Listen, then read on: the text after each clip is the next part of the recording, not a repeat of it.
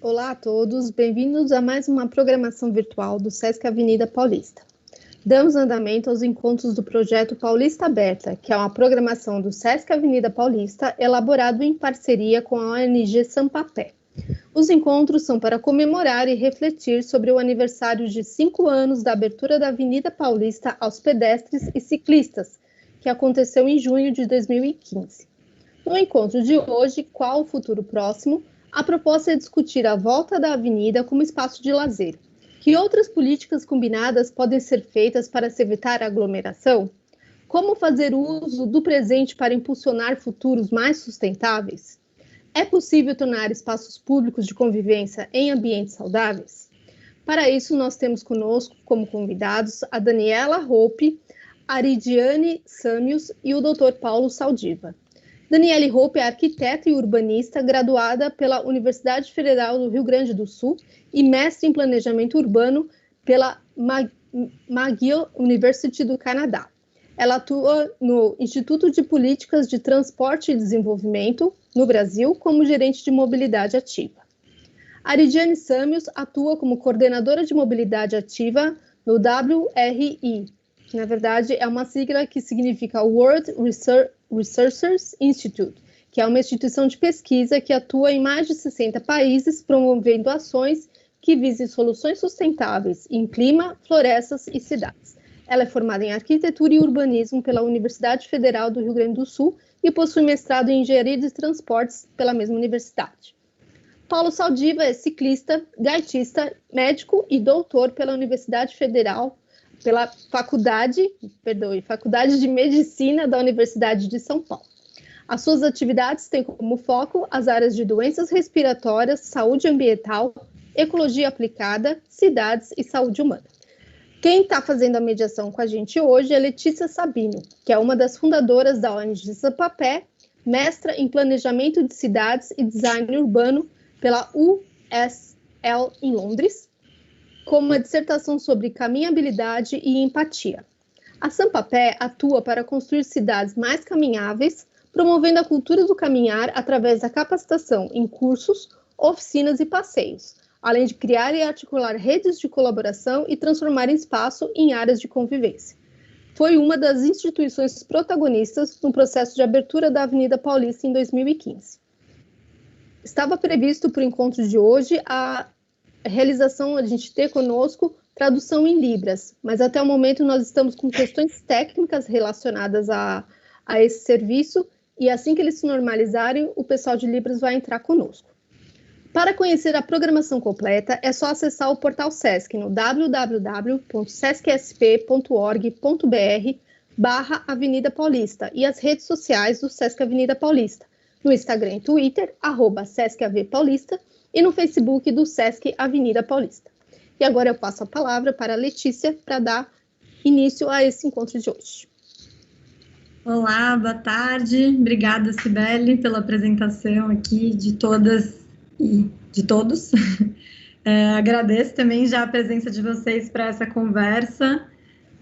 Para a gente está sendo muito engrandecedor ter essa série de conversas. Agora a gente já está aqui na nossa 7ª conversa, então a gente vem desde outubro nos encontrando aqui todos os finais de semana com pessoas de pensamentos, perspectivas diversas, mas que querem atuar e ampliar, né, a forma da gente ver as cidades, transformar a cidade juntos e coletivamente.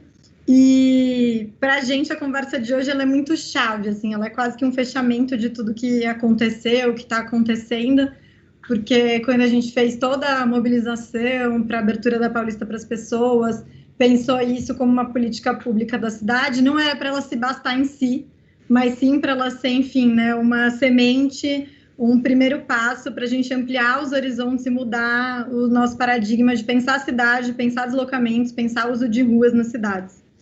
E por isso eu fico muito feliz que hoje a gente vai ter aqui essa conversa de o que a gente pode imaginar para o futuro da Avenida Paulista, mas o que também imaginar esse futuro da Avenida Paulista, a gente imagina para o futuro da cidade de uma forma mais ampla, entendendo de novo esse local como um impulsionador de mudança. E aí, né, para conversar com a gente, estamos aqui com Ariadne, Dani e Paulo, que trabalham diariamente com ferramentas diferentes, perspectivas diferentes, mas para promover essas transformações. Então, tenho certeza que vai ser uma conversa também muito complementar e muito rica para a gente sonhar esse futuro juntas e juntos aqui, fazer esse exercício desafiador, principalmente no momento em que a gente está vivendo agora, de mais um choque de convivência, de vivência nas cidades. Então, para começar, vou começar aí com a Daniele. Dani, você no ITDP fez junto com outras organizações um estudo que avaliou impactos da Paulista Aberta, depois de alguns anos já de funcionamento, para entender, enfim, o público, como isso alterou na rotina das pessoas, no uso da cidade. E eu queria que você contasse, então, para a gente hoje, para ajudar nessa conversa, quais foram os principais achados que dá para pensar em tendências futuras, se vocês até a partir desse estudo fizeram esse exercício de imaginar tendências, e também contar como o ITDP atua para a transformação de cidades em ambientes mais sustentáveis. Passo aí para você. Seu microfone, Dani. Está mutada. Opa! Bom, acho que eu começo agradecendo, o convite. Obrigada, Letícia. Obrigada, Sampapé, pelo convite. E parabéns, acho que ao SESC pela realização desse evento. Eu acho super importante a gente estar discutindo esse tema, especialmente nesse contexto pandêmico, Então, acho muito bacana de poder conversar aqui com esse time de peso aí sobre esse assunto. Eu acho que eu vou começar falando um pouco do ITDP, porque o estudo de impacto da Paulista Aberta, ele é uma das maneiras que a gente trabalha para atuar e promovendo as políticas de mobilidade urbana sustentável. A ITDP é uma organização internacional sem fins lucrativos, com sede nos Estados Unidos. A gente trabalha aqui no Brasil já há 11 anos e a gente trabalha promovendo a mobilidade urbana sustentável e equitativa, Então, e como é que a gente faz isso? Em articulação com governos e com sociedade civil também, gerando dados e evidências de impactos positivos de políticas públicas, é uma das maneiras como a gente atua, e aí esse trabalho na Paulista é uma dessas, um exemplo. A gente trabalha com pesquisas, a gente trabalha com a disponibilização de dados. A gente tem, por exemplo, uma plataforma sobre mobilidade urbana, sobre dados de mobilidade, a plataforma Mobilidados, que estão lá à disposição também para que outras pessoas e outras organizações possam gerar pesquisas e subsidiar políticas públicas, colaborando diretamente na construção de algumas políticas. Por exemplo, a gente participou da elaboração do Plano de Mobilidade Sustentável de Mobilidade de São Paulo, em 2015, no capítulo sobre bicicleta. E acho que mais recentemente, e também mais a parte que eu atuo, como gerente de mobilidade ativa, a gente tem trabalhado bastante com ações de urbanismo tático em São Paulo, desde 2016. A gente trabalhou em São Miguel Paulista, 2017 em Santana, 2018 em José Bonifácio e Arthur Alvim, sempre em parceria com organizações locais, com a iniciativa Bloomberg, com o WRI também. Então, acho que só para dar um panorama geral de como é que a gente age para tentar mudar esse padrão aí de deslocamento que a gente tem nas nossas cidades e melhorar a infraestrutura de mobilidade que a gente tem. E são, acho que, elementos importantes para a construção dessa cidade mais sustentável. E o estudo de impacto da Paulista, ele foi do programa Paulista Aberta, ele foi lançado em 2019, foi feito em parceria com o LabMob, que é o Laboratório de Mobilidade Sustentável da FRJ, com o Bike Anjo, Corrida Amiga e com o apoio do Instituto Clima e Sociedade. Então, foi uma tentativa também. Acho que a gente tem uma limitação muito grande no Brasil de estudos de impacto, de avaliação de impacto de políticas públicas. Então, foi um estudo que ele foi construído também para ajudar a desenvolver esse tipo de metodologia, que é bem raro. Programas como o da Paulista Aberta, eles são difíceis de medir. A gente sabe, aí a Letícia sabe bem, então acho que tem uma série de estudos que nos ajudam a fechar esse quebra-cabeça do que é bom, o que precisa ser melhorado, o que pode ser replicado. Então, eles têm diversos aspectos e eu acho que foi uma tentativa da gente realmente explorar essas avaliações de impacto, Foi um primeiro estudo. E ele partiu da hipótese de que as ruas abertas elas aumentam a vitalidade urbana e a qualidade de vida onde elas são implementadas, né? Então, a gente tinha indicadores que falavam que avaliavam o programa em termos ambientais, urbanos, sociais e econômicos. Tá? Foram feitos questionários com amostras representativas de frequentadores, comerciantes e de moradores. E alguns, acho que dos principais resultados que a gente encontrou foi, eu acho que como um exemplo aí que já fala da replicação desse conceito, né? 73% dos frequentadores entrevistados disse que o programa da Paulista Aberta motivou a frequentar outros espaços públicos no dia a dia, né? Então, o programa por ali, ele já começou dizendo que, olha, tô tendo reflexos em outras partes da cidade também, em outros momentos, que não só nos momentos em que a Paulista está aberta. 78% dos moradores também relataram visitar o programa com algum dos moradores, tá? Que disseram que frequentavam o programa em busca de lazer. Então, por mais que a gente sabe que tem críticas de alguns moradores, especialmente em relação ao ruído, e isso apareceu também como um dos resultados do estudo, e como uma das recomendações, porque é para isso que servem também, né, para a gente poder melhorar essas políticas públicas, não para terminar elas, mas para a gente ajustar o que não está funcionando e aumentar o número de beneficiados. O próprio comércio local também passou a lucrar mais com a abertura aos domingos. Então, e 63% dos frequentadores que a gente entrevistou mostraram ou afirmaram que eles consumiam produtos no local. Tá? E os comerciantes confirmaram isso. 80% deles, na época, dos entrevistados, disseram que eram favoráveis ao programa, que o impacto tinha sido positivo. Então, é só uma pincelada aí em alguns resultados. Tá? A gente viu ali que 35% também das pessoas que chegam no Paulista Aberta vêm de metrô, né? Então, essas pessoas não necessariamente estão ali tão próximas. Tá? Acho que deu para entender que tem uma demanda, né, pelo espaço público de pessoas que estão vindo de outras áreas. Então, acho que, de maneira geral, alguns resultados para a gente começar a discussão e para esperar por essa volta aí, né, para já estar aqui demandando que esse programa seja restabelecido quanto antes, porque ele tem uma série de impactos positivos, não só para o entorno, aliás, para a cidade como um todo. Muito bom, obrigada, Dani. Acho que foi ótimo já ter esse panorama de como, né, as pessoas entendiam o programa, e isso ampliava, mudava os hábitos, ampliava o uso da cidade. Isso é muito interessante.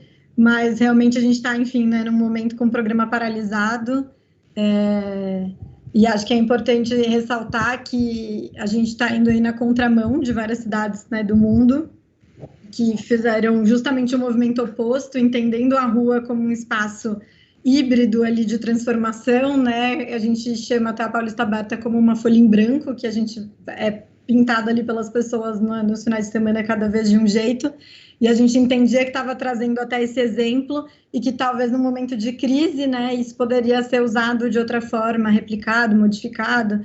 Então, a gente vê em cidades como Buenos Aires abrindo as ruas comerciais todas no centro dos bairros para as pessoas estarem mais distantes uma das outras, mas também promovendo feiras de rua que antes não existiam, para as pessoas comprarem ao ar livre, nesse momento em que é melhor a gente estar em espaços abertos do que em espaços fechados.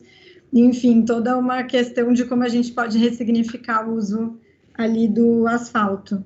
E só até complementando, a gente também esse ano tinha iniciado um espaço de pesquisa da Paulista Aberta, né, que a gente chamou de Paulista Aberta Lab, que durou os primeiros 2 anos 2 meses do ano, né, janeiro, fevereiro. Depois, a partir de março, a gente não está mais com o programa, então não tinha muito o que ser avaliado.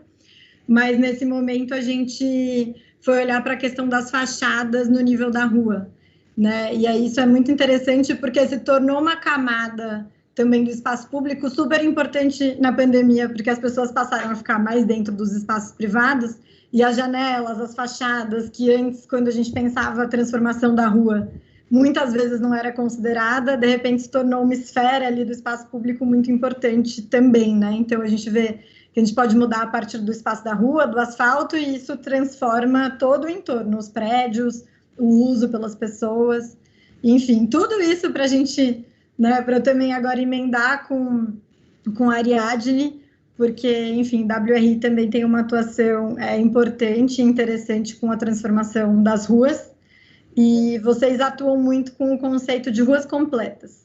Imagino que muitas pessoas não devam saber o que isso significa, então ia pedir, Ariadne, se você puder explicar o que é uma rua completa, o que é esse conceito que vocês trabalham, e também explicar se a Paulista seria uma rua completa, se ela se encaixa nesse conceito. E se esses usos mais permeáveis e temporários, né, abertura de ruas para lazer, feiras na rua, entram também nesse conceito. Então, passo a palavra para você para responder tudo isso. Então, oi, pessoal, boa tarde a todas, a todos. Também queria começar agradecendo pelo convite aqui, tanto, enfim, a minha pessoa, da WRI, por participar, cumprimentar, então, a Daniele, o professor Paulo Saldiva, Letícia também, a Sibeli fez a nossa apresentação. Enfim, e também, principalmente, parabenizar, né, Letícia e eu, Sampapé, por terem sido os, né, idealizadores desse programa, desse movimento, que, enfim, hoje a gente já sabe que tem um impacto muito expressivo, não só em São Paulo, com certeza é um exemplo icônico, a gente sabe que São Paulo é uma cidade que é exemplo para muitas outras no país, então esse impacto com certeza vai muito além, né, ele chega a um nível nacional, com certeza, então também queria reforçar isso, estou muito feliz de estar fazendo parte desse momento nessa comemoração dos 5 anos da Paulista Aberta, né.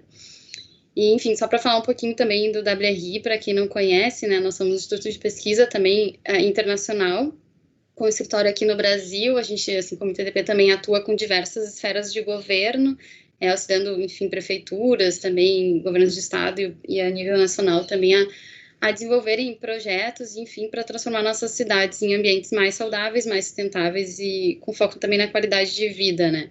Aqui no Brasil a gente atua em 3 programas, né, sendo o de florestas, de clima e o de cidades, e dentro do programa de cidades que a gente atua com mobilidade ativa e é onde a gente trabalha com a disseminação desse conceito de ruas completas. Então, antes de falar um pouquinho o que é, né, esse conceito, só contar um pouco a nossa trajetória com esse trabalho. A gente começou o trabalho com ruas completas no final de 2016, que a gente lançou uma rede de cidades com o objetivo de que elas fossem capacitadas nesse conceito de ruas completas e desenvolvessem um projeto, cada um com seu projeto piloto de rua completa, né, com o grande objetivo de que eles fossem implantados, para que a gente pudesse justamente ter os dados e tentar avaliar o impacto da implantação desse conceito no Brasil. Acho que a Daniela comentou um pouquinho que a gente tem uma dificuldade de avaliar impactos de transformações urbanas, então a gente não tem o costume de medir os antes e depois, então esse é um ponto muito importante desse trabalho de ruas completas, né, mas, então, o que é, né, bom, só para também colocar junto que esse é um trabalho conjunto em parceria do WRI Brasil com a Frente Nacional de Prefeitos, que também auxiliou muito o engajamento das cidades, né. E o Ruas Completas, né, o que é uma rua completa, ele é um conceito que defende justamente uma quebra de paradigma nessa visão tradicional que a gente tem da rua, que a rua é para o carro, né, o carro é o ator principal das ruas, então, muitas vezes o planejamento ele é feito se olhando principalmente para os carros, para os veículos individuais. E esse conceito, ele defende justamente que a gente quebre essa visão e passe a olhar e planejar e desenhar a rua para todas as pessoas que utilizam esse espaço, né? E, enfim, sejam os pedestres, os ciclistas, o transporte coletivo. E aí, justamente, a gente tem até um desenho que mostra uma balança, assim, com os automóveis de um lado e, do outro lado, os modos de transporte mais sustentáveis, né? Transporte coletivo, e, enfim, modos a pé e de bicicleta. E aí, muitas vezes, nosso planejamento nacional pende mais para o lado dos veículos individuais, e a gente quer justamente esse conceito, né, ele defende que a gente equilibre esses dois pesos e passe, então, a distribuir o espaço da via de uma forma mais democrática entre todos os seus usuários, com o principal objetivo de que se oferte as mesmas condições de segurança e de conforto para todos que estão usando esse espaço. E a gente sempre reforça que não existe uma receita de uma rua completa, né? Então, a rua completa ela tem que atender às demandas locais, né? As necessidades, a vocação daquela rua. Assim como a gente tem diversos tipos de ruas, diversas hierarquias de ruas, diversas vocações e funções, esse conceito ele flexibiliza e se adapta para atender o contexto onde ele está sendo inserido. Então, para uma rua ser completa, enfim, ela tem que atender com conforto e segurança, né? Buscar atender com, enfim, a maior conforto e segurança possível todas as pessoas que estão utilizando aquele espaço. E além de responder essa vocação local da rua, né, o uso local da rua, eu diria que tem mais 3 objetivos no conceito, ao aplicar um conceito de ruas completas, que, claro, né, buscando balancear o peso que se dá para os modos de transporte. Ele é um conceito totalmente alinhado com a nossa Política Nacional de Mobilidade Urbana, porque ele prioriza os modos de deslocamento mais sustentáveis. Então, a gente busca um olhar com mais cuidado e, enfim, voltar mais o nosso olhar para o transporte coletivo, para o transporte a pé e de bicicleta. Outro objetivo também é que a gente consiga resgatar a função da rua como um espaço de convivência e a vitalidade das ruas, que elas não sejam vistas apenas com a função de passagem, né? Que a gente realmente olhe para aquele espaço, porque as pessoas possam conviver, possam realmente experimentar o espaço público e não só passar por ele. Então, toda a questão de conforto para pedestres, por exemplo, não é só, né, ter as dimensões adequadas, mas também olhar para a questão de mobiliário urbano, de fachadas ativas, para né, elementos que tragam mais segurança pública, façam com que as pessoas utilizem mais esse espaço. E o último objetivo também é sempre promover a participação local, porque, enfim, como eu comentei, que ele é um conceito que tem que atender e responder às demandas locais. Se a gente não envolve quem é impactado pelo projeto, quem está no local, como é que a gente vai conhecer, né, exatamente quais são as necessidades? Então, a Rua Completa é isso, né? Ela busca quebrar aquela visão tradicional de focar muito nos veículos, né? Para a gente olhar de uma forma mais integrada para todos os espaços da rua e entender que ela vai de fachada a fachada e todos que estão utilizando aquele espaço devem ser atendidos com conforto e segurança. Bom, sobre a Paulista ser uma rua completa, né? Como eu comentei, eu não tinha comentado antes, não tinha falado antes um pouquinho, mas eu moro em Porto Alegre, né? Então, eu não sou uma representante local desse espaço que conseguiria dizer, a Paulista atende a todas as suas demandas e necessidades com conforto e segurança. Mas o que eu tenho muita segurança para dizer é que, com certeza, ela é uma via que já é mais completa hoje do que ela foi. Se a gente for pensar que, há alguns anos atrás, não tinha, por exemplo, ciclovia, e assim que ela foi instalada, né, enfim, se mediu, né, que o número de ciclistas dobrou rapidamente, né, é um impacto claro de que a rua passou a atender a vocação que tinha por esse fluxo de ciclistas, para essa movimentação de ciclistas. Então, se antes tinham pessoas que gostariam de andar de bicicleta na Paulista, mas tinham medo, a partir da implantação de uma infraestrutura dedicada, enfim, com mais segurança, mais conforto, elas se sentiram, né, a vontade de ir lá e também, enfim, poder andar na rua de bicicleta. Mas ele é um conceito que, assim, dificilmente a gente chega num ideal, né? A cidade está sempre em transformação, então as necessidades e os usos também vão se transformando ao longo do tempo, e acho que sempre tem a gente sempre tem espaço para melhorar a nossa, enfim, a infraestrutura, né, e como a rua, o espaço público pode atender a todas as pessoas que estão usando ele. E, enfim, para finalizar essa questão da flexibilidade do uso, né, do espaço, eu entendo que, sim, com certeza, dentro de um processo de construção de uma rua completa, uma das grandes dificuldades é fazer com que as pessoas enxerguem esse espaço de uma forma diferente. Quando a gente começou a capacitar as cidades lá em 2017, né, quando realmente começou o trabalho, a gente foi nas cidades capacitar os técnicos da cidade sobre o conceito, enfim, quais elementos poderiam ser usados, uma rua completa, mas também a gente aproveitou para ir na rua e perguntar para as pessoas, assim, as ruas que tinham sido escolhidas, né, para ser os projetos pilotos. Como tu acha que essa rua pode ser melhor? Como, né, às vezes a gente perguntava por um pedestre que estava caminhando numa calçada, como tu vê que essa rua poderia ser qualificada e tal? E mais de uma vez aconteceu que a pessoa estava caminhando por uma infraestrutura que não era confortável, não era segura, e ela olhava para os carros e a resposta era, não, mas não dá para mexer aqui nos carros, senão vai ter mais congestionamento, não dá para tirar, enfim, não dá para largar a calçada. Nem, assim, realmente, às vezes a pessoa não consegue enxergar a rua como um espaço diferente. Eu entendo que, enfim, ao meu ver, quando a gente possibilita um uso diferente, como é o caso da Paulista Aberta, né, mesmo que seja enfim, ocasionalmente, assim, uma vez por semana, ou num período de tempo, um mês, que a rua tem uma demonstração de um projeto, isso auxilia muito nesse processo de transformação e da visão, do imaginário das pessoas sobre aquele espaço público.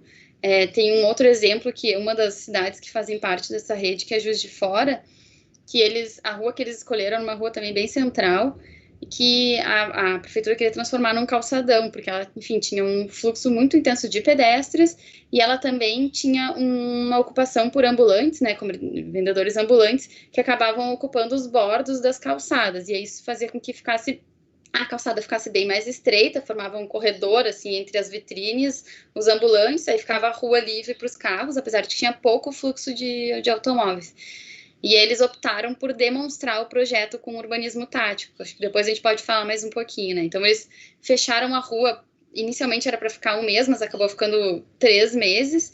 E aí, enfim, com pinturas e com materiais rápidos, de implantação rápida, eles demonstraram para a população como que aquele espaço poderia ter um uso diferente, uma característica diferente, né?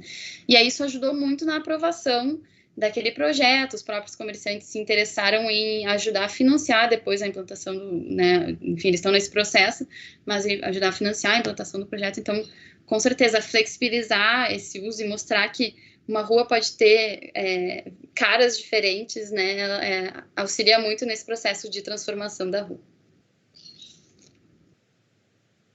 Agora o teu microfone que tá mudo, Letícia. Agora é que eu lembrei o que eu tinha...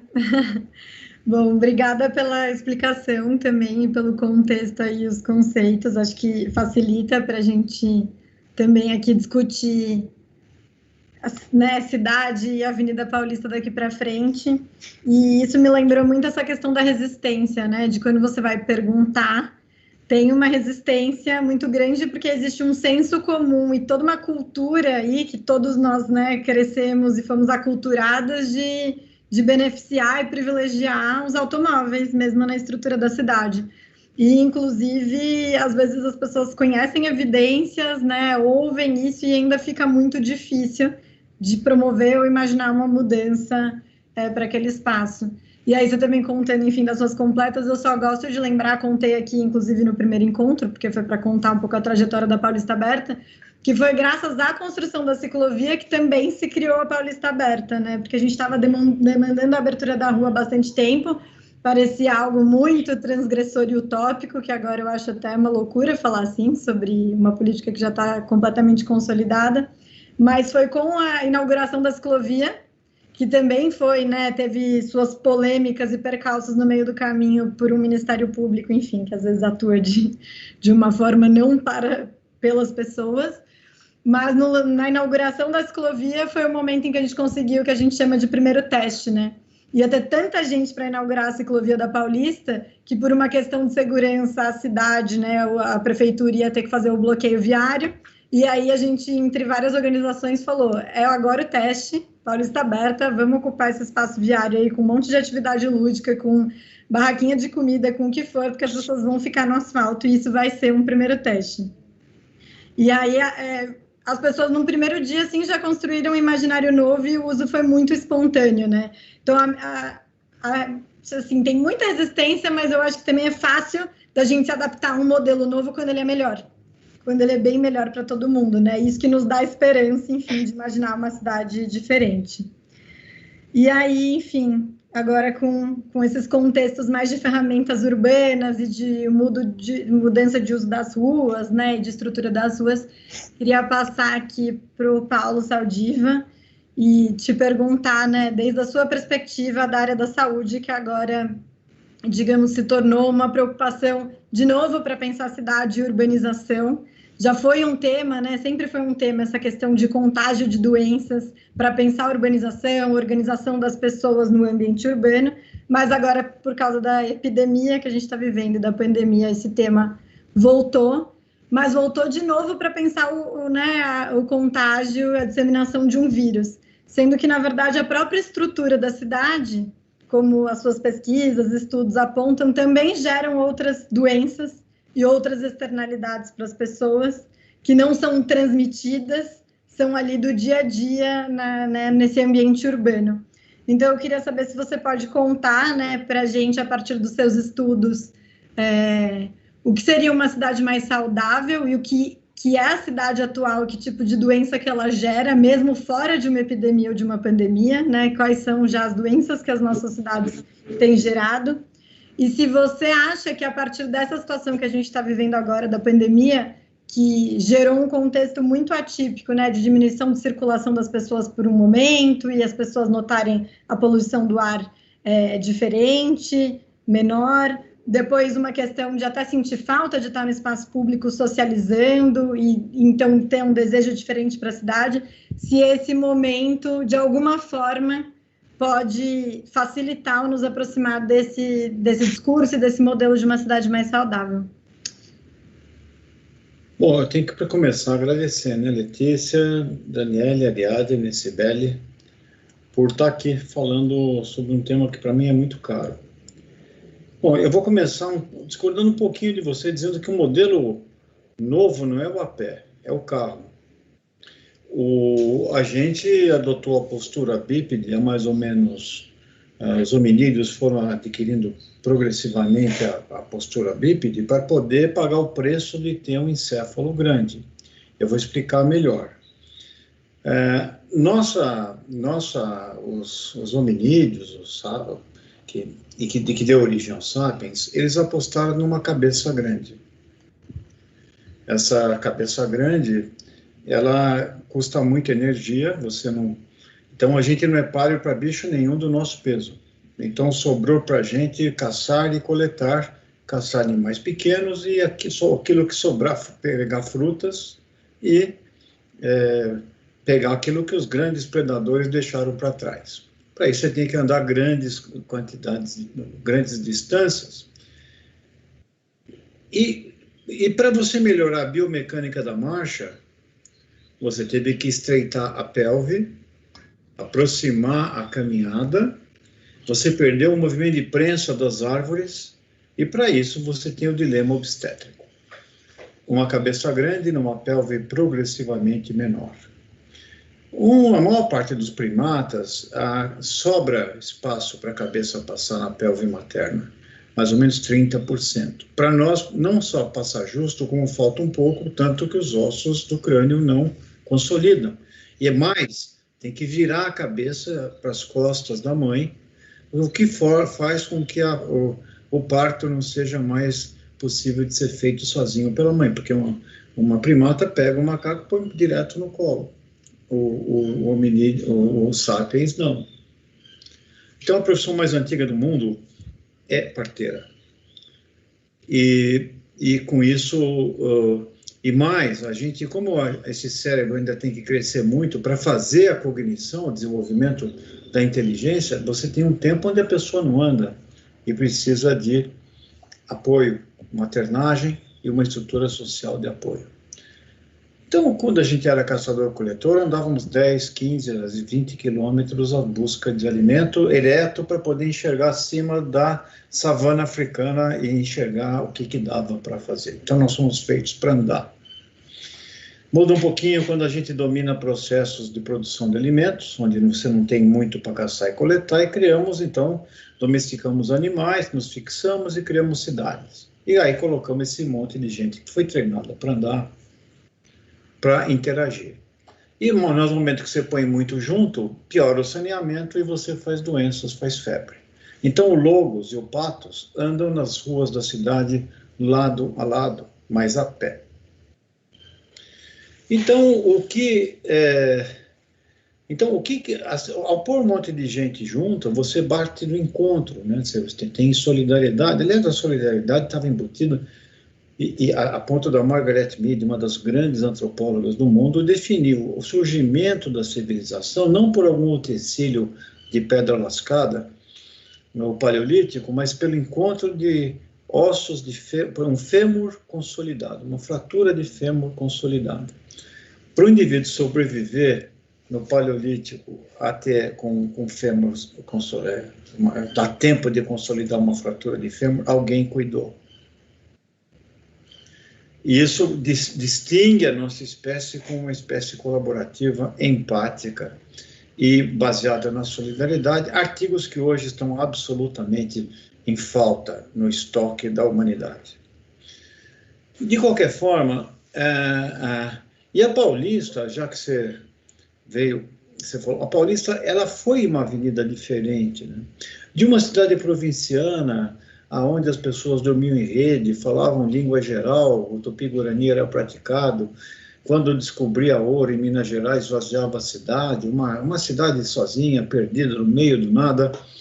De repente, com o ciclo do café, se sonha fazer uma cidade moderna e faz uma avenida onde o Ramos de Azevedo deixa um pedaço da Mata Atlântica no Parque Trianon e cria um bulevar para ver na frente, onde é o MASP, havia um bulevar onde as pessoas podiam apreciar aquele espaço. A ponto de que uma das grandes perversidades que aconteceu na Avenida Paulista foi que, onde é chamado Parque Mário Covas, era a Vila Fortunata. Naquela Vila Fortunata tinha era de um francês que ficou doente, a família Thiollier, ficaram doentes e alugaram a casa para judeus alemães. E a esposa da dona da casa, ela se apaixonou pelo Parque de Siqueira Campos, Trianon, e que fez o único jardim brasileiro da Paulista. E ela tinha um filho, um tal de Burle, que plantou tudo aquilo. Aí essa família perde, o Burle vai para o Rio de Janeiro, e depois vem o filho, René Thiollier, que era um homem rico e que resolveu patrocinar uns jovens, tal de Mário, Oswald, Tarsila, Menotti. E quando tem aquele tiozinho que tem na porta do municipal, na escada do municipal, cercado pelos modernistas, é o René Thiollier, que mora ali até 1955, doa a casa para fazer um parque, a gente põe abaixo, e chama de Mário Covas, que já tem um rodoanel. E a gente não tem uma memória de que aquilo nasceu primeiro, o grande urbanista brasileiro, e a Semana de 22 que muda a cultura do mundo. Então, nós estamos numa cidade que foi concebida, numa avenida que foi concebida para ser um ponto de encontro, uma reformulação da cidade, ela já foi ponto de encontro para sempre. E ela manteve um pouco das características, sabe, Letícia? Porque quando foi feita a reformulação dela, inclusive a ideia era colocar os carros embaixo, tem um túnel embaixo da Paulista, para poder fazer. As calçadas são anormalmente largas para as ruas, para o padrão de São Paulo, feitas para caminhar e para o encantamento. Portanto, desde até muito tempo, na virada do século, aquilo foi feito para ser um ponto de encontro mesmo, ter uma promenade e ser um lugar para a gente se encantar, como era a natureza. O MASP foi criado ali também, gestado um pouco na Vila Fortunata, que hoje está no chão, e assim foi, porque a gente tem ainda um pouco de Bandeirante, né, daquele espírito meio aguerrido, e numa cidade onde o primeiro monumento, que foi considerado um descuido do investimento público, foi o chafariz da Ladeira da Memória, que descia da Xavier de Toledo para dentro, e foi considerado um dispêndio de energia inútil. Bom, o que eu posso fazer, então, a respeito de uma cidade que transformou suas ruas em obstáculo? Não é nem um meio de se comunicar, elas são consideradas um obstáculo a ser vencido, e não um ponto de encontro. Como é que fica a nossa saúde mental quando a gente, nessa cidade de milhões de pessoas, que a gente perde a nossa identidade nessa montanha de prédios, e você cria uma cidade afetiva que é sua, né? Cada um tem uma São Paulo, que é a cidade onde mora ela nasce no nosso coração, as ruas, e vão ter aonde as pessoas que a gente gosta, nos lugares que nos dão lembranças. Eu que estudei no Dante ali na frente, eu vou me encontrar comigo e com meu pai ali, passear e ver um pouco do que eu fui, um pouco das minhas memórias, ali faz parte da minha cidade. E eu tropeço naquelas pedrinhas portuguesas, né, que a nossa prefeitura está fazendo uma maquete da superfície da Lua, basicamente com crateras intransponíveis e desrespeitando a memória do Joaquim Eugênio de Lima. Gente minúscula, gente que não tem visão do que seja uma cidade. Se você for ver o asfalto da Paulista, tá um brinco. Mas os lugares para caminhar são absolutamente inadequados, como o tempo semafórico para atravessar as ruas.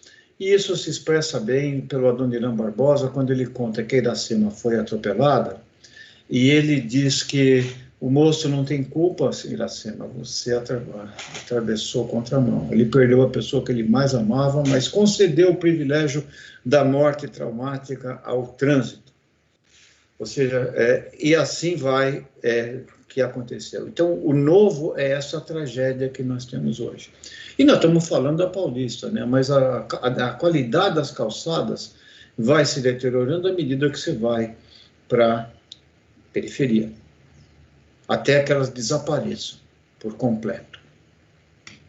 Se você for um deficiente ou um pouco mais idoso, você vai perdendo a cidade e vai aprofundando aquela solidão coletiva que, na hora do aperto, né? Porque, veja bem, nós estamos vivendo mais. A gente faz uma previdência de dinheiro. E a previdência de sonhos?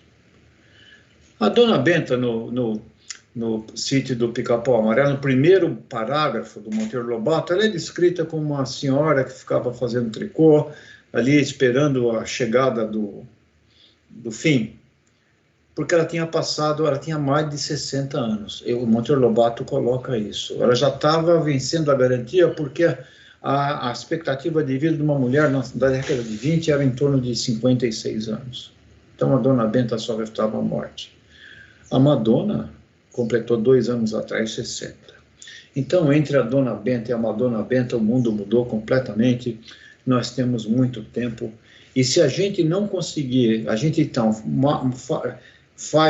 em São Paulo, você faz um vínculo social na escola, você tem pessoas que você chama de irmãos que não vê mais, você vai ter depois na faculdade, depois no emprego, depois você se aposenta, e se você não tiver jeito de frequentar a riqueza que essa cidade tem, de encontrar as pessoas e refazer as relações que você tinha, ou fazer novas, você vai morrendo aos poucos antes de parar o coração. Tenho certeza que a gente morre antes de parar o coração. Primeiro eu entendi na faculdade que a parada cardíaca era o sinal da morte. Depois se colocaram para morte cerebral. Eu já discordo desse aspecto, porque tem gente praticamente sem cérebro, inclusive dando aula na USP e às vezes tendo ações bastante complexas, mas a gente morre quando a gente não tem quem ver, para quem se dedicar, para quem tem um sentido para acordar no dia seguinte. Então, saúde mental é melhor. Além disso, você tem o trânsito ruim, você perde horas de sono, porque você fica congestionado, você tem que acordar mais cedo, o ruído do trânsito vai impedir que você durma, a arquitetura do sono é alterada e, consequentemente, a saúde mental deteriora junto. Você tem um sedentarismo compulsório que começa com as crianças, porque a violência do trânsito criminal faz com que as crianças fiquem cada vez mais trancadas em lugares. As pessoas tendem a isolar a sua moradia, criar guetos, como aqueles condomínios que chamam multifuncionais, lazer, moradia e residência no mesmo lugar. A gente está lançando na Faculdade de Medicina um hospital maternidade e um crematório gourmet, que faz com que o indivíduo nasça ali e fique ali o tempo todo e não frequente a cidade a qual ele pertence. E isso cria uma dissociação do tecido urbano, da cidadania, do encontro, da diversidade e da tolerância. O sedentarismo nos coloca o nosso carro com basicamente 6 pneus, 4 no chão, 1 no estepe, 1 na cintura, porque a gente não gasta mais energia que gastávamos ao andar 15 a 20 quilômetros por dia, e convenhamos, o trabalho hoje é digitar e dar um enter. Você não faz mais nada de atividade física e engordamos como pipoca. Isso tem a ver também com a obesidade, leva a síndrome metabólica, diabetes, hipertensão, doenças cerebrais, e também a falta de mobilidade nos leva à osteoporose e outras doenças, inclusive de equilíbrio. Portanto, mobilidade ativa e sustentável e permitir que a cidade se transforme num ponto de encontro novamente, como acontece nos domingos, é um ato civilizatório. Não só um ato civilizatório, além de saúde, ele além dos óbvios sentidos de saúde, ele é um retorno ao princípio inicial da civilização, que é o encontro, e é também uma forma da gente, digamos, como o metrô chega ali, fácil, vem gente de todo lugar da cidade para andar na Avenida Paulista. Quando você quer reclamar de uma coisa, você vai na Avenida Paulista. Quando você quer fazer uma coisa, festejar alguma coisa, você vai na Avenida Paulista. Quando você está bravo com alguma coisa, você vai na Avenida Paulista. Ela é a caixa de ressonância do nosso povo. Ela é o que permite a igualdade das nossas pessoas. Por isso que eu não podia imaginar uma coisa mais legal do que abrir a Avenida Paulista, e fico muito feliz que isso aconteça há 5 anos, a despeito das dificuldades culturais de uma coisa nova que nos apoderou, que nos sequestrou, que nos prendeu em casa e que nos roubou um pouco da essência de sermos seres humanos. Muito obrigado. Uau!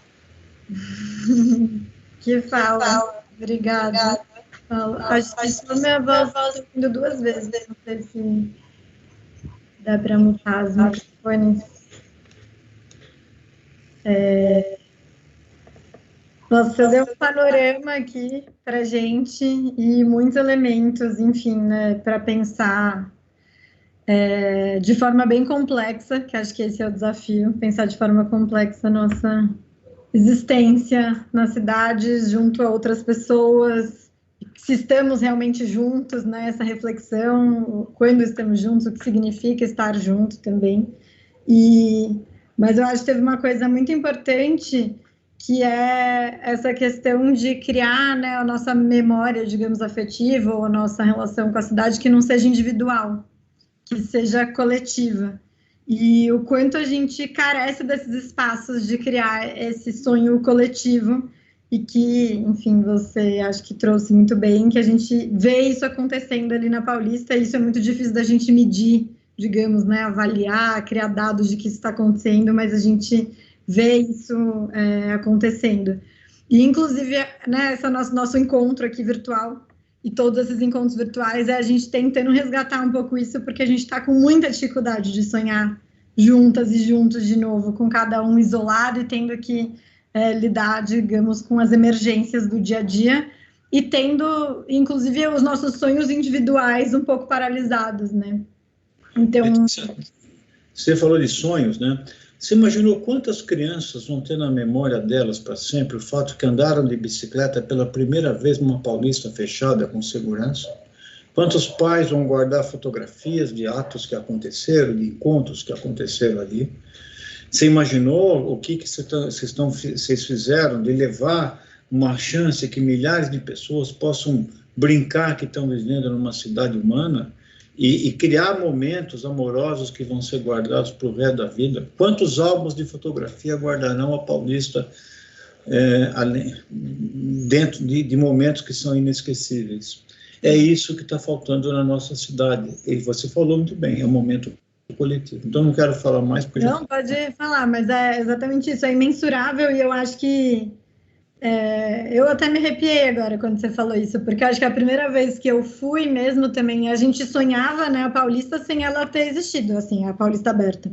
E aí, esse dia que teve o teste, e eu vi as pessoas exatamente isso, andando pela primeira vez, esticando a canga e tomando sol, fazendo piquenique, eu falei, não dá para imaginar que isso ia acontecer, não dá para imaginar o que isso significa para cada uma dessas pessoas, o que isso significa coletivamente, que essas memórias vão criar, essa afetividade, essas conexões.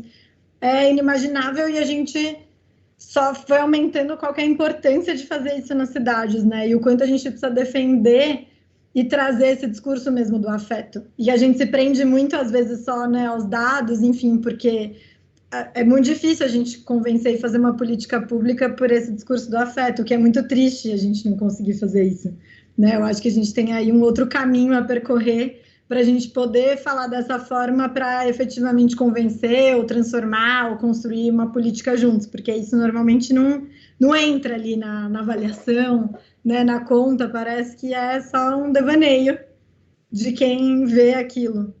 E é isso que a gente não pode perder e estamos tentando manter aqui nessa esfera virtual, ainda sem a Paulista abrir, né, a partir das nossas conversas aqui.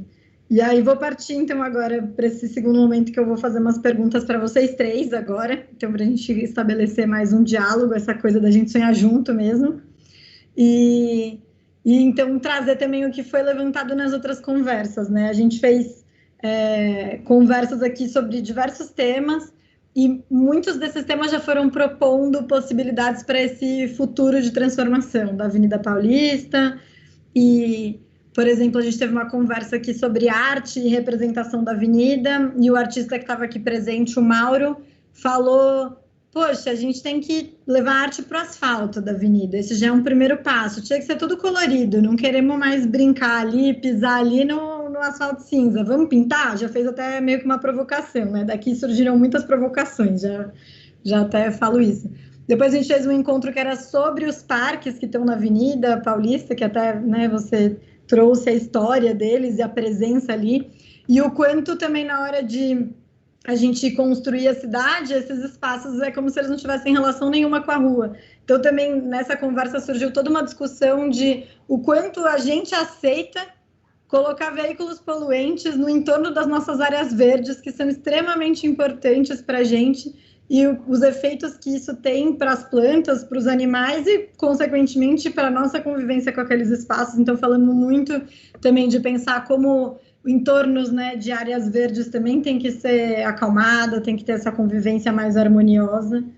Surgiram outras provocações numa conversa que a gente falou sobre brincar na rua e crianças, que agora até se falou isso, quantas crianças não vão andar de bicicleta a primeira vez lá, e aí também a gente falou muito sobre a rua como um espaço educador, mas não no educador no sentido da escola, né, mesmo, no sentido de convivência e no sentido de construção de cidadania. Então, assim, são muitas camadas que acontecem, né, são 2 quilômetros e pouco, parece pouquíssimo, mas muita coisa acontece, se concentra, tem muita história acontecendo lá, e aí, a partir dessas conversas, a gente já teve um monte de demanda, ideia, provocações.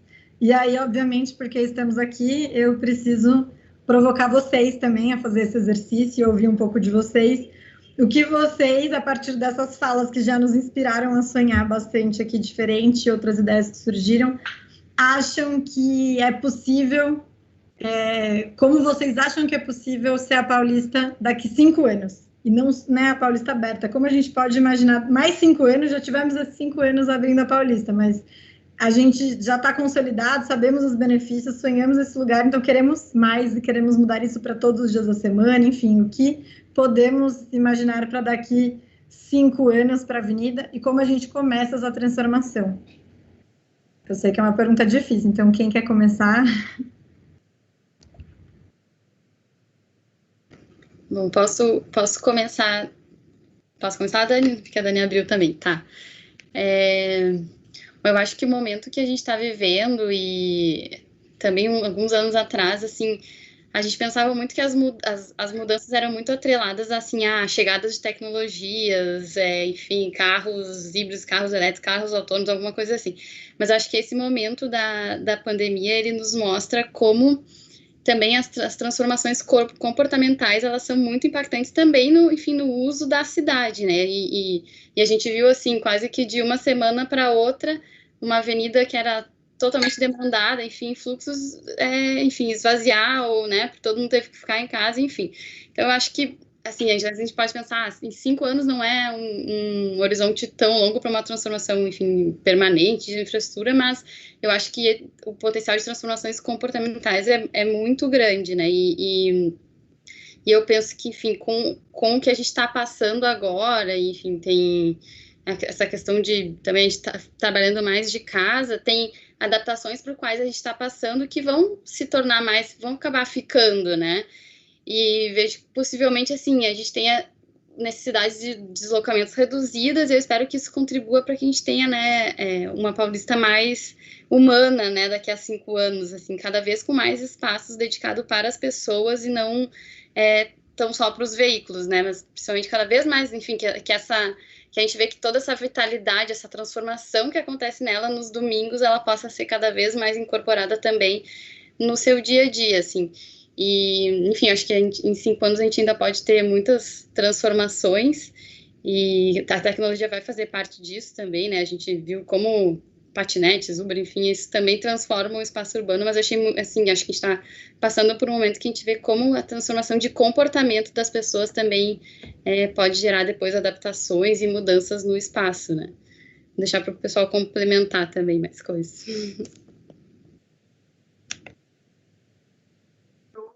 Concordo contigo, Ariane, e eu acho que para mim essa Paulista dos próximos 5 anos, mesmo não sendo, né, eu também sou de Porto Alegre, mas moro no Rio, eu estava aí na inauguração da ciclovia nesse primeiro domingo e, tipo, memórias afetivas profundas com aquele momento, né? Então se replica, por mais que seja muito difícil a gente realmente subsidiar a política pública com essas emoções, eu acho que elas impactam e a longo prazo, se a gente conseguir manter esse sonho vivo e fazer com que ele seja o sonho de mais pessoas, eu acho que o nosso objetivo tem que ser esse, né?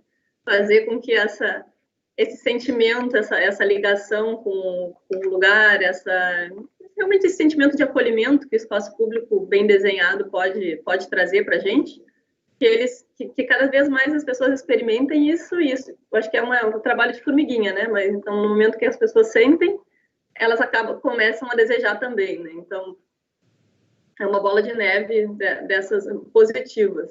E a Paulista, eu acho que ela tem, por mais que tenha ocorrido toda essa transformação, ela ainda tem um caráter muito de via para o carro, né?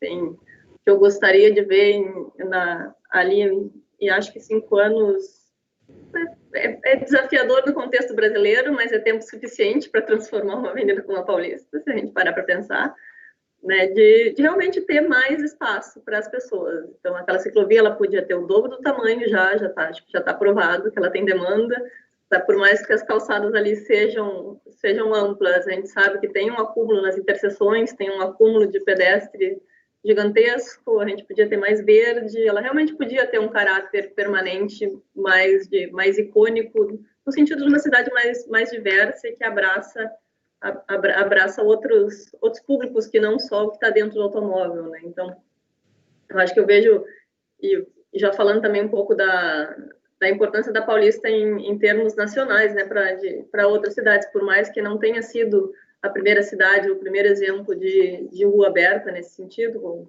A gente tinha Rio de Janeiro, Porto Alegre também tinham experiências parecidas anteriores, mas a Paulista tem um caráter simbólico de ser a avenida do capital financeiro, e do próprio automóvel também, né, que na nossa cultura é quase a mesma coisa, né, que o poder econômico.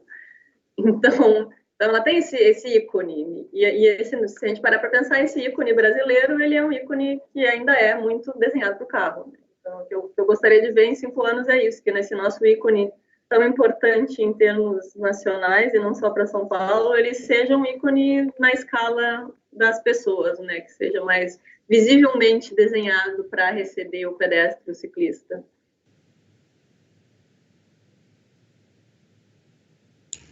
Bom, pessoal, a gente falou de sonho, né? Falou de valores afetivos, falou da importância de como caminhar e como olhar o entorno, né? Faz parte da nossa biologia, na realidade. E houve esse descompasso evolutivo, né? A gente se preparou durante 150 mil anos para ter uma coisa, de repente mudaram o script para a gente, e a gente não consegue ter... A nossa velocidade adaptativa é muito lenta, né? Supondo que eu sempre falo uma bobagem, mas que você ter 3 braços dê uma vantagem reprodutiva em relação a 2 braços, né? Você trabalha com 2 braços, com o terceiro você faz selfie, põe no Tinder, dá um match, copula, procria. Vamos supor, isso ia demorar mais ou menos uns 200 mil anos até que os 3 bracistas tivessem um ganho efetivo numérico sobre os duobracistas. Então, mas a gente não conseguiu se adaptar à nova realidade da organização urbana e do trabalho, e da alimentação também. Nós nos preparamos para passar fome e, de repente, o acesso à proteína, à gordura e tal, deixou de ser problema, então a gente passou a acumular peso, né? A maior epidemia do mundo hoje. E nós já começamos a reverter a expectativa de vida, por exemplo, nos Estados Unidos. É uma geração onde os filhos vão sobreviver menos que os pais. Eu, como patologista, vejo placa de gordura na carótide coronária de bebês. Bebês não, mas crianças de 5, 6 anos que falecem de outras coisas. Bom, eu acho que tem que pôr preço. Quanto que a Paulista dá de lucro no domingo que ela funciona assim? Quanto que os comerciantes faturam?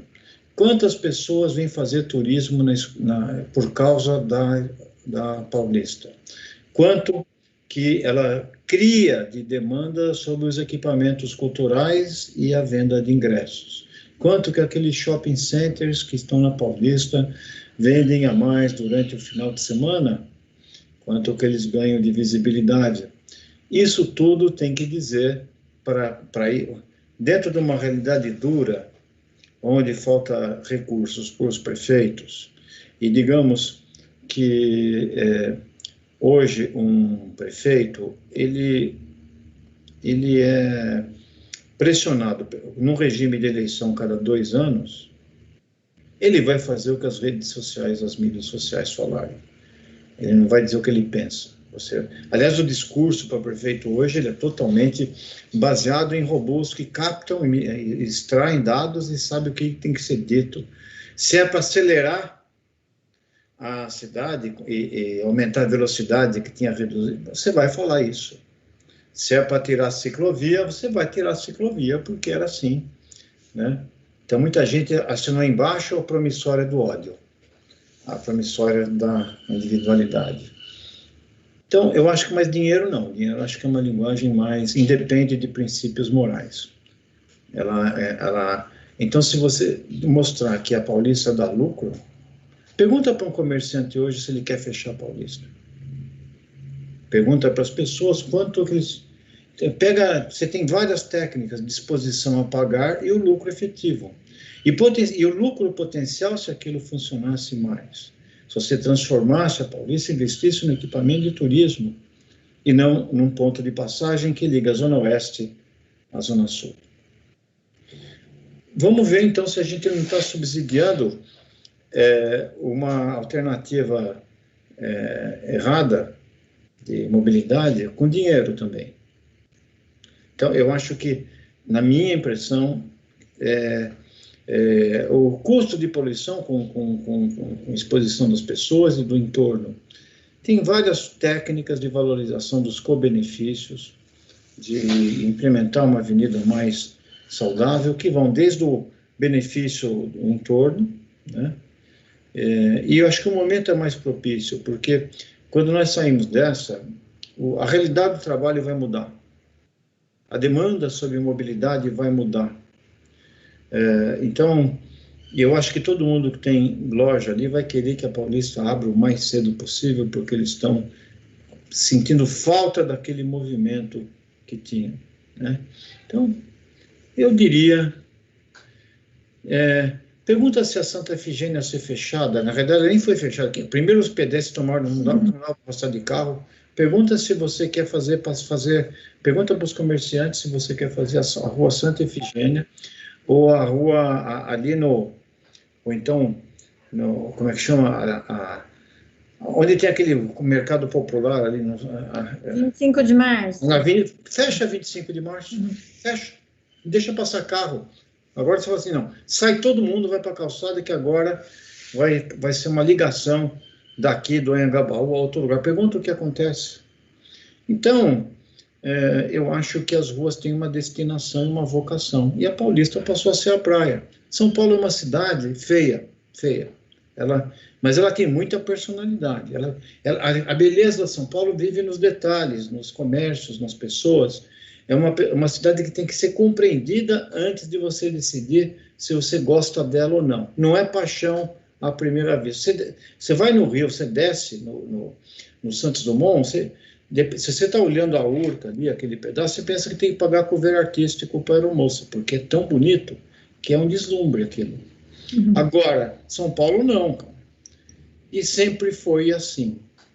Então, eu acho que a Paulista tem muito da cara de São Paulo, que tem várias caras de São Paulo. A 25 é uma, a Santa Efigênia é outra, e elas atraem o turismo. Vem gente do Brasil inteiro comprar naquele lugar lá e dá um lucro enorme aquela rua fechada.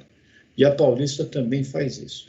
Nós temos que mostrar isso, né? Tem que ter um bom economista ambiental, um indivíduo que consiga fazer a valoração ambiental desses dons que são meio, desses bens que são meio imateriais, intangíveis, e dizer assim, olha, com isso a prefeitura arrecadou tanto a mais. Se melhorar isso, vai arrecadar muito mais. E quantos empregos vão ser gerados? Qual é o movimento dos hotéis? Tudo isso, eu acho que é o único jeito, porque não vai ser pelo coração, não.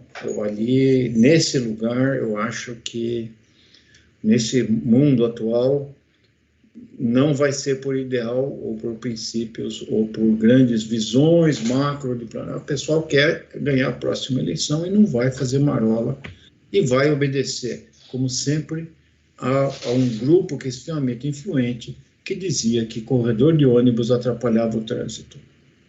Isso mostra claramente o que foi feito, e a ciclovia era uma coisa, como é que é, de gente, de tribos urbanos que andavam de bicicleta importada. Bicicleta é transporte de gente que nada tem. É o primeiro modal de transporte das pessoas com menor renda. Então, é mais ou menos isso que a gente está vivendo. É a iracemização da cidade. Nós sofremos, mas dizemos que a culpa é nossa. Eu acho que isso tem que ser revertido e com dinheiro. Bom, vocês falaram aí um monte de ideias do que precisa ser beneficiado, mas também não falaram muito como isso visualmente poderia aparecer. Não sei se vocês têm alguma, ou gostariam de dar alguma sugestão, ou já viram em algum lugar, alguma coisa, porque eu acho que isso também demonstra o que a gente vinha falando, né? Inclusive a nossa própria dificuldade de imaginar algo diferente. Então, quando eu até aqui estava ouvindo vocês, e essa coisa, tem que favorecer os movimentos, tá? O que significa isso? Como que a gente faz isso? Porque como que a gente vai mostrar qual que é a ideia, inclusive, que o Paulo falou desse dinheiro, mas o que eles vão pagar, que mudança que eles vão ali beneficiar para esse espaço? E aí também tem... Letícia, quando eu caminho, eu tenho dificuldade para andar, porque eu tive uma queda de bike, mas eu ando. Às vezes venho da faculdade, na esquina na Paulista, em direção ao Paraíso, né? É interessante isso, né? Porque se você não chegar no Paraíso, você volta e vai para a Consolação, que é uma coisa que é bastante mística aqui no pedaço. Mas eu estou indo em direção, tento chegar ao Paraíso, mas a porta é muito estreita, né? Eu atravesso a Pamplona nessa calçada que vai dar em direção ao Paraíso. O farol, a luz de pedestre fica ligada antes de começar a piscar exatamente 6 segundos. E passam mais ou menos umas 200 pessoas nesses 6 segundos. Se você divide 6 por 200, você vê o tempo que cada pessoa tem de uso daquele equipamento. O farol fica aberto porque tem a conversão da Paulista à direita e tem o pessoal da Pamplona que atravessa para baixo. Mais ou menos uns 4 minutos.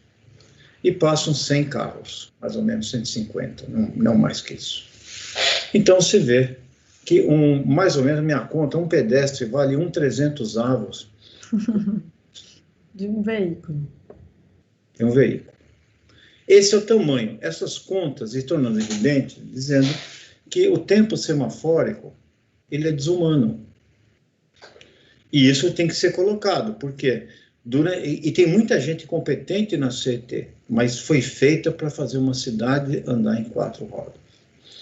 Acho que também nós devíamos dizer que a Paulista fechada, ela teria, e colocar, sabe que a Paulista dá um aumento de ventatividade, dá lucro para a cidade, dá ordem de tal coisa, que gera tantos empregos que só ocorrem no domingo, né? Uhum. Imagina fazendo isso. Eu acho que tem que produzir. Se você tivesse alguém, uma pessoa que se dedicasse a fazer um mestrado, um doutorado nisso, precificação da rua aberta, e apresentar um documento com um trabalho legal e traduzi-lo para white papers e para a população geral, esse seria o caminho que eu tentaria seguir. Estamos saindo aqui com ideias de estudos, então, pelo que eu estou vendo. Não é só estudo, mas avaliação de impacto. Tem uma função, claro, de transformar. Isso para a gente sempre é para fazer incidência, né? Então, eu acho que aí tem que ter... Tem gente que já fez isso em outros lugares do mundo. Eu acho que a gente podia fazer isso na Paulista, tem metodologia para isso, claro. e calcular isso e usar isso como uma ferramenta que qualquer prefeito que quisesse fazer o mesmo pudesse usar, né, para ser estimulado que isso vá para outras regiões da cidade ou em outras cidades do Brasil. Sim. Eu vou só fazer aqui 2 colocações com relação a isso, e aí a gente passar para uma pergunta mais sobre a Paulista Aberta, mesmo a transformação da cidade, para depois a Cibele também vir aqui falar se tem alguma pergunta do chat, enfim, do público, porque a gente está bem animado aqui na conversa, mas nosso tempo está avançando. Eu acho que quando até, né, escuto essas questões, enfim, da gente sabe o que a gente quer, mas não sabe como, né, e a gente, por isso que é legal a gente, enfim, pensar em testar e chamar, né, mentes e ideias e áreas diversas para a gente conseguir continuar esse exercício, mas para mim sempre me lembra um exemplo que parece muito básico, mas é em Bogotá, né, lá chama Carrera Séptima, mas é uma rua que também começou meio que só abrindo temporariamente para as pessoas, depois colocaram uma estrutura mais fixa e ficou todos os dias, e depois passou por uma grande obra, agora é um grande calçadão na cidade, com seus ônus, bônus, enfim, né, porque toda transformação também traz vários efeitos, mas foi um lugar que conseguiu sair de uma rua aberta para se transformar em um grande calçadão permanente, com muita vitalidade e uso.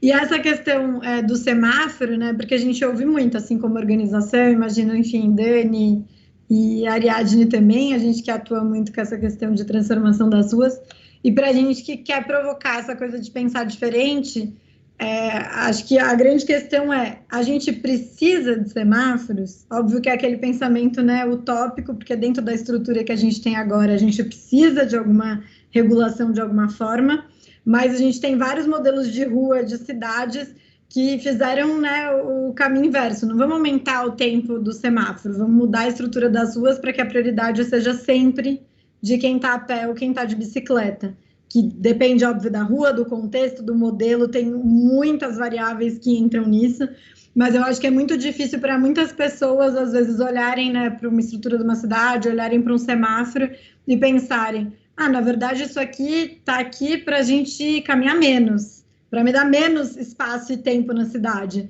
Então, o que eu faço para eu ter mais espaço? Né? Na verdade, tirar essa estrutura, em vez de reivindicar por mais tempo.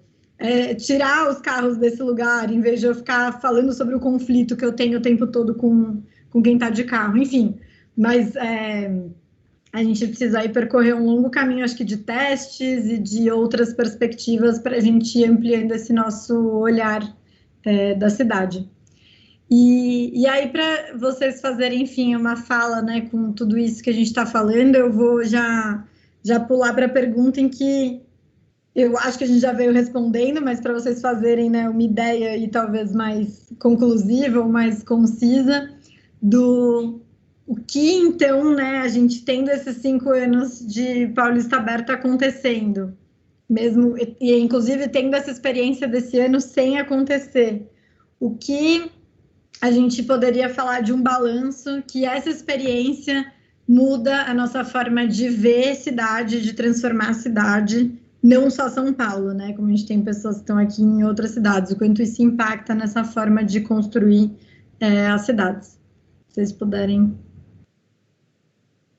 falar, e aí Cibele vem aqui falar com a gente. Realmente, parcialmente, eu já respondi isso, né? Essa questão do ícone que a Paulista representa. Então, e por isso acho que a minha preocupação também, o meu desejo de que nos próximos 5 anos ela seja um ícone mais voltado ao pedestre, numa escala mais humana. Tá? E não entrei em detalhes no que isso significa, você tem razão. Mas é isso, eu acho que a gente tem capacidade ali para melhorar o desenho das interseções, então fazer alguns estrangulamentos ali, reduzir a distância daquelas travessias, para tirar a faixa de carro, né, para a própria ciclovia, né, a gente sabe que por mais que ela seja um ícone, que ela tenha funcionado muito bem, a gente sabe que o ideal é que a ciclovia esteja junto aos usos, né, o ciclista ele não quer só passar pela Paulista, ele quer acessar o comércio também, e os usos que tem ali. Então, o ideal é se a gente pudesse ter 2 ciclovias, uma de cada faixa também, que aproximasse o ciclista dos usos, né, das fachadas, também seria ótimo.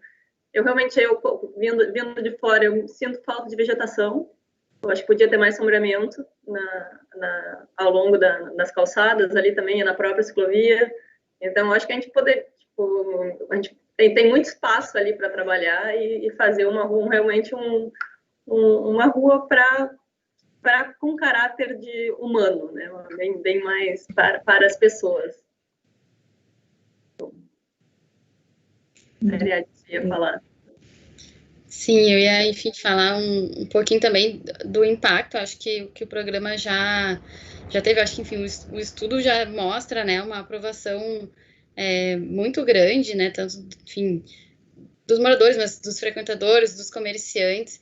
E eu queria comentar que eu acho que muito, muito legal, assim, que o programa Ruas Abertas surgiu, né, depois, enfim, também da Paulista Aberta. Eu acho que tem que se considerar esse impacto, enfim, que já é uma replicação enfim, dessa iniciativa. E então, eu acho que, assim, um grande impacto que ela tem, enfim, tem na Paulista, mas com a abertura com esse outro programa, são muito mais pessoas que já estão conseguindo ver a rua com usos diferentes, que conseguem pensar assim, por que quando eu saio de casa eu não posso ter um espaço público que eu possa conviver e possa aproveitar, de repente, com o meu vizinho, enfim, né? Acho que isso já vai entrando no imaginário de muito mais pessoas conforme esse tipo de programa ele é ampliado, né?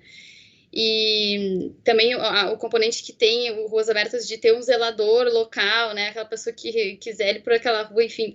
Eu acho que é muito difícil a gente, como o professor Diva estava falando, é difícil a gente mensurar esses impactos, né, financeiramente, mas realmente é um trabalho que tem que ser feito, porque, claro, em ruas comerciais tem esse apelo financeiro muito grande, mas e nas outras ruas, assim, que de repente uma rua local que a própria comunidade demande, assim, no final de semana eu quero que a minha rua aqui feche, porque eu quero que os meus filhos e os filhos dos meus vizinhos e todo mundo possa aqui brincar tranquilamente, porque a gente não tem uma praça, um parque próximo da gente, né? Então, eu acho que, enfim, os impactos, assim, da Paulista são enormes, com certeza em outras cidades também. E resgatando um pouquinho da questão das ruas completas, assim, a gente vê que enfim, a gente tem 9 cidades que já implantaram o seu projeto enfim, teve uma aprovação muito grande, e a gente vê bem essa questão de como as pessoas vão construindo uma afetividade diferente com o seu espaço ali, pode ser na frente da sua casa, ou pode ser na frente do seu trabalho, né? Então, com certeza, a Paulista já contribuiu para impactar, assim, muitas pessoas, não só as que frequentam lá.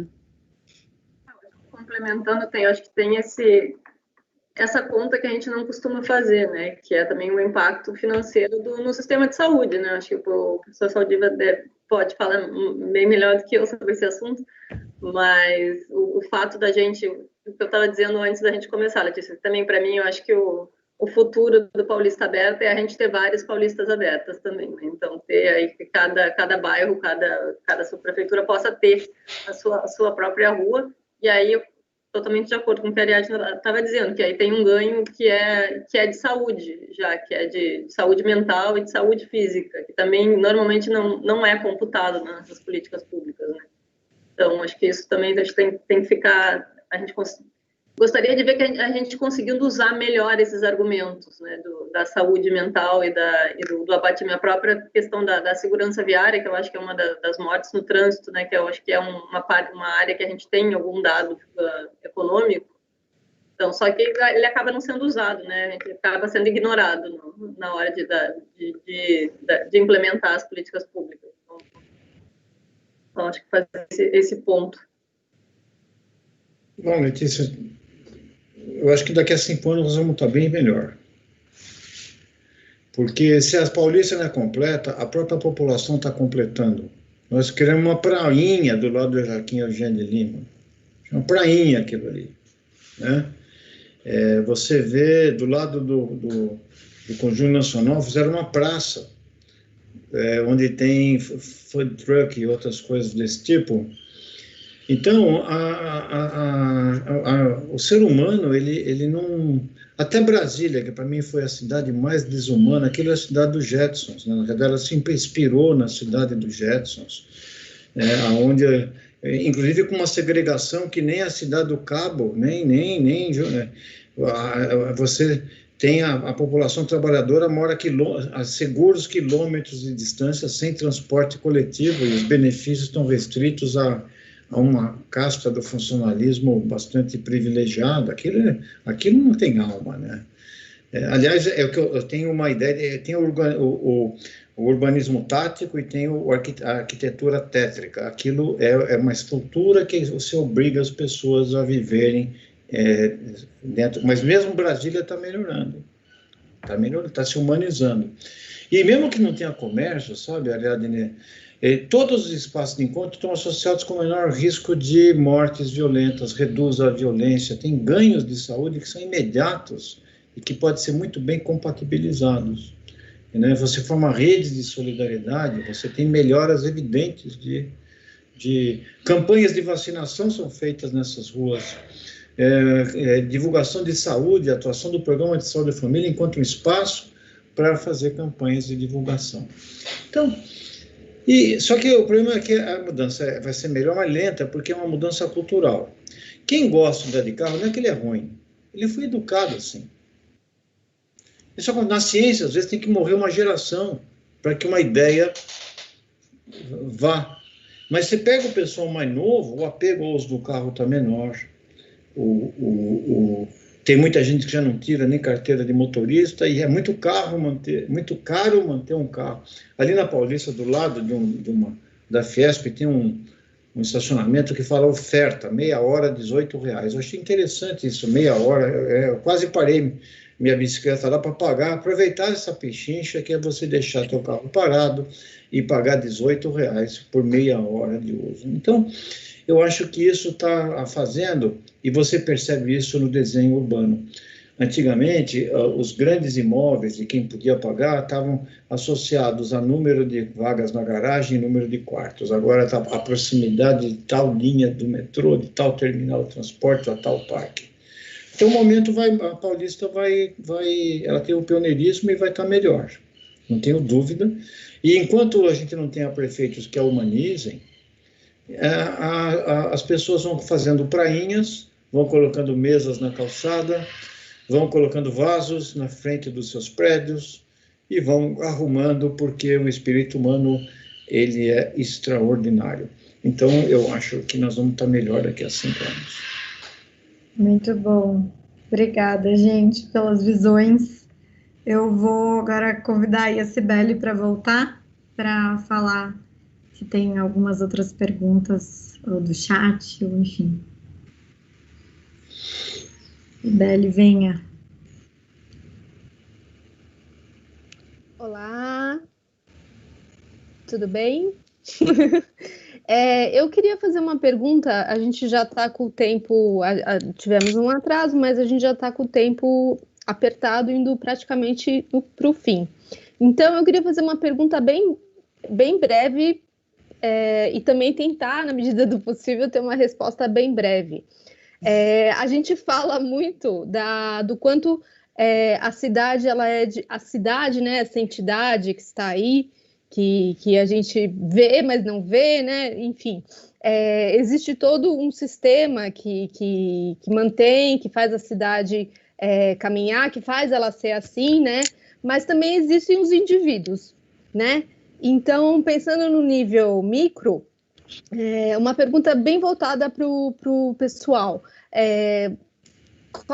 Como que vocês acham que a gentileza, a empatia, o respeito de nós para o próximo no dia a dia pode ajudar em nível individual e colaborar, né, para a gente ter uma cidade mais humana, contribuir até para uma mobilidade mais ativa, mais saudável para todo mundo, porque a gente tem também muita facilidade em exteriorizar, né, as responsabilidades e muitas coisas também devem partir para a gente, né? Eu imagino também que é muito difícil porque a gente tem esse mito no estado de São Paulo, mas principalmente na cidade de São Paulo, de que tudo tem que ser com pressa para ser eficiente, você tem que ter pressa, a cidade tem que ter pressa, é bonito ter pressa, esbarrar e atropelar os outros de certo modo, porque você está sendo eficiente, né? Então, muito rapidinho, como vocês acham que a gente pode fazer essa pequena mudança através de gentileza, respeito e empatia ao próximo? Falando que veio uma lembrança de uma pessoa que vende bolos e abraços aqui no Rio, né, aqui em Copacabana. Ela faz um bolo e vende na frente da casa dela, na calçada, e é um bolinho, um café e um abraço. E ela ficou, tipo, óbvio, chamou a atenção da imprensa, ela saiu algumas vezes já na mídia, mas para mim é um exemplo muito claro de como é que a gente cria se ajuda também a outras pessoas a criarem ligações afetivas com aquele espaço, né? Então, agora é uma época que eu passava bastante ali naquele ponto, hoje eu não passo mais, mas você cria uma ligação afetiva pela experiência que você teve naquele determinado espaço, né? Então, acho que funciona das duas maneiras. A gente tem que pensar em como a gente, como cidadão, replica isso, né? Como as nossas pequenas gentilezas podem ajudar outras pessoas a se sentirem bem na rua. Também eu acho que quando a gente fala de mulheres também, de ciclistas também, acho que tem muito isso, né? Então, você está caminhando na rua de noite com medo, você para do lado de outra mulher, posso caminhar do teu lado. Então, acho que essas pequenas gentilezas, elas ajudam que a gente se sinta mais seguro no espaço público, né? O mais acolhido. E, ao mesmo tempo que o próprio tratamento, a própria qualificação do espaço público, ela faz com que a gente também se sinta mais seguro e que a gente seja mais gentil, né? No momento que a gente está num espaço público bem cuidado, onde a gente vê que ali tem um zelo por aquele determinado espaço, a tendência é que a gente não atue para danificar ele, né? Então, acho que, e ao mesmo tempo, a gente tende a ficar mais na rua, conviver mais com as pessoas, e isso, a longo prazo, gera um sentimento de coletividade, né? A gente se acostuma mais a lidar com a diversidade, que eu acho que é um dos problemas do Brasil hoje em dia. A gente não reconhece o diferente como a gente realmente não está acostumado a ver a diversidade. Então, isso acaba gerando essas situações de ódio que a gente tem visto cada vez mais frequente. O desenho urbano, ele tem muito impacto nisso, né? Eu acho que essa ausência das pessoas nos espaços públicos contribui negativamente para a nossa saúde como sociedade. Então, acho que para mim foram os exemplos que me vieram à cabeça agora. Muito bom. Rapidamente, então, concordo totalmente com a Dani, assim, eu acho que, com certeza, enfim, a gente viver a cidade, a gente enxergar o próximo, enxergar outras pessoas que, né, convivem com a gente na mesma cidade, tem um papel muito importante para a gente conseguir criar empatia, enfim, né, enxergar a pessoa que vive na mesma cidade que eu, enfim, que qualquer um de nós, como uma pessoa ali, porque muitas vezes a gente vive nessa vida encapsulada dentro do carro, dentro do condomínio ou dentro do apartamento e aí tu olha para o lado e tu enxerga um carro, e muitas vezes a gente nem enxerga que tem uma pessoa também, enfim, né? E aí tu tá dentro do teu carro, então acho que realmente estar no espaço público, conviver com outras pessoas, enfim, realmente enxergar o outro como próximo, é a forma como a gente tem de ir vencendo esses obstáculos que a gente tem na nossa vida, enfim, da pressa, também de, enfim, de chegar rápido, de fazer as coisas rápido, mas acho que é muito importante ter essa convivência, e acho que isso vai gerando um ciclo onde cada vez mais, né, tem esse exemplo lá da moça que vende o bolo e tal, aí tu já, de repente, vê outra pessoa, aqui onde eu moro, aqui na nossa rua, a gente acabou criando um grupo, até por causa de segurança e tal, mas que há muito tempo não se via, assim, essa relação entre vizinhos, porque cada um vai ficando na sua vida e tal, então tem, acho que várias formas de ir criando empatia pelos outros, mas com certeza isso está muito atrelado a sair no espaço público, vivenciar ele e encontrar outras pessoas também. Eu de novo, eu sou otimista nessa parte. Eu acho que a gente leva uma vida tão correndo nos dias de hoje que a gente não é dado a pequenas empatias. Mas você cair no chão ou sofrer um acidente, um monte de gente vai te levantar e vai se compadecer. É porque cada um está...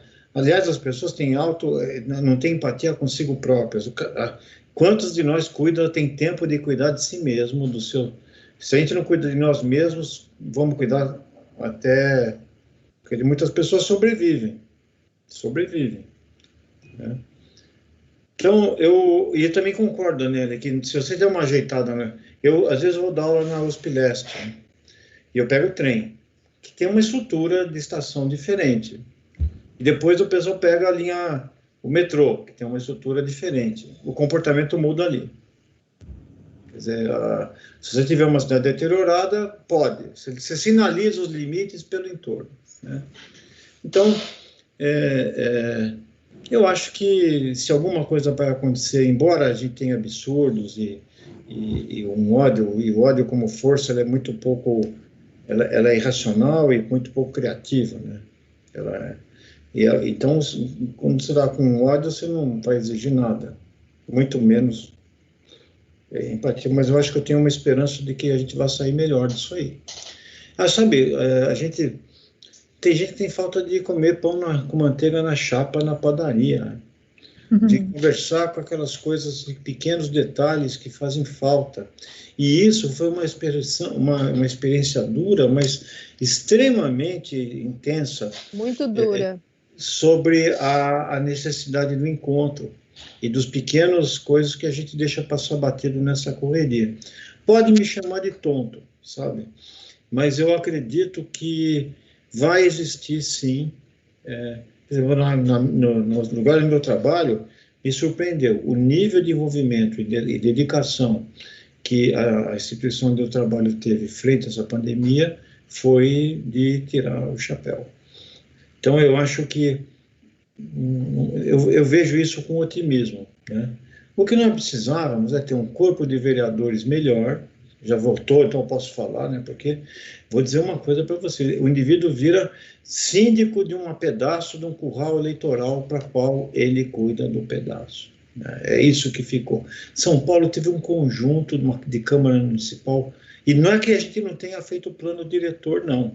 Fizemos muitos que foram rigorosamente ignorados em nome de dinheiro e interesses pessoais.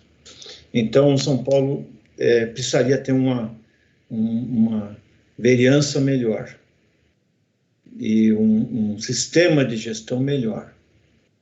E como tem gente que gosta de se aproveitar São Paulo, né? O indivíduo vai se candidatar a prefeito para ele poder se preparar para ser deputado estadual ou vereador. Ele não está ali, né? Então, a São Paulo é muito generosa, foi sugada, ela é impiedosa e sabe também castigar aqueles que lhes voltam as costas. Então, eu acho que está aí uma senhora de 466 anos, que está obesa, um pouquinho, cresceu mais do que podia, tem arteriosclerose das artérias por trombos veiculares, tem diarreia aquosa para os rios, tem um pouco de febre e desidrata quando chove faz edema, inunda, e também tem até doenças autoimunes, né? Em Porto Alegre também tem, o sistema de defesa agride pessoas e destrói pessoas que não deveria destruir, e um Alzheimer dos neurônios dirigentes, que esquecem rapidamente o que deviam fazer e até mesmo o que prometeram poucos dias antes. Então, se a gente tiver um pouquinho de sorte com um prefeito melhor, e não estou falando desse ou de outro, estou falando que tem uma sequência, nós tivemos de tudo aqui. Tivemos um circo de horrores em alguns momentos aqui. Então, eu acho que São Paulo tem jeito. Mas, enquanto, não vamos esperar esses caras, porque se for esperar, nós temos que fazer. Então, o movimento Boa Praça, que está arrumando praça, o Sampapé, que nós estamos vendo aqui, lutando por... Isso é inimaginável no meu tempo, né?